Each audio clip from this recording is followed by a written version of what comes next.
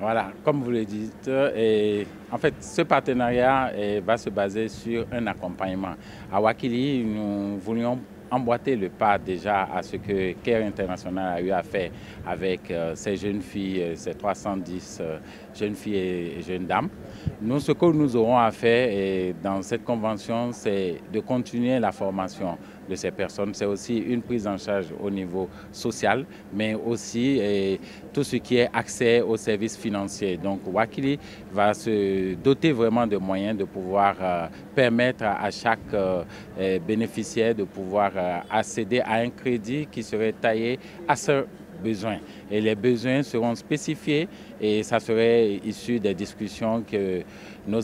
Merci beaucoup. Comme vous l'avez constaté, le Crédit Rural de Guinée et d'autres institutions de microfinance sont contactés par CARE afin de développer des stratégies de financement, d'appui aux jeunes femmes et filles dans le cadre de leur autonomisation.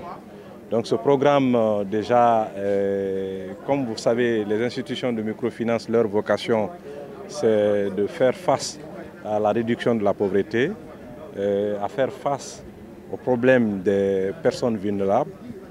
C'est pourquoi nous avons été contactés, parce qu'effectivement, dans notre fonctionnement, nous avons développé des stratégies, nous avons développé des mécanismes qui permettent de prendre en charge ces personnes. Oui, ce que nous apportons en première position, c'est ce qu'on appelle l'éducation financière.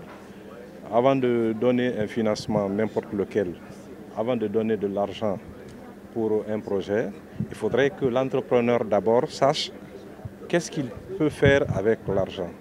Parce que c'est important. Même si c'est le milliard, si c'est mal géré, les retombées ne seront pas à la hauteur des attentes.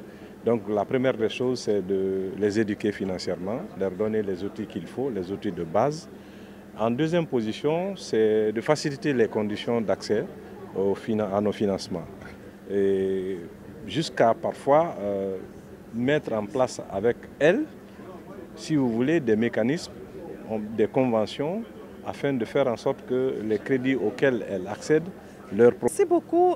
L'initiative est partie du fait que nous accompagnons des jeunes filles qui sont en formation dans les CAF et avec l'appui de Enabel et le partenariat avec l'AID, nous avons jugé nécessaire de rendre vraiment durable cet accompagnement que nous faisons avec les jeunes filles. Parce que nous avons accompagné à la formation, nous les avons accompagné à la formalisation de leurs entreprises. Et pour que cela soit périn, il était important qu'elles aient des ressources financières pour pouvoir mener des activités génératrices de revenus et prendre en charge les contraintes liées à leur activité. C'est pour cela qu'il est important pour nous de les lier aux institutions de microfinance pour faciliter leur accès aux ressources financières et vraiment faire grandir leurs activités génératrices de revenus. Et nous savons qu'avec cette inclusion financière, il y a beaucoup d'espoir pour que cette fille-là, de façon durable, devienne de grands entrepreneurs ici en Guinée. Merci.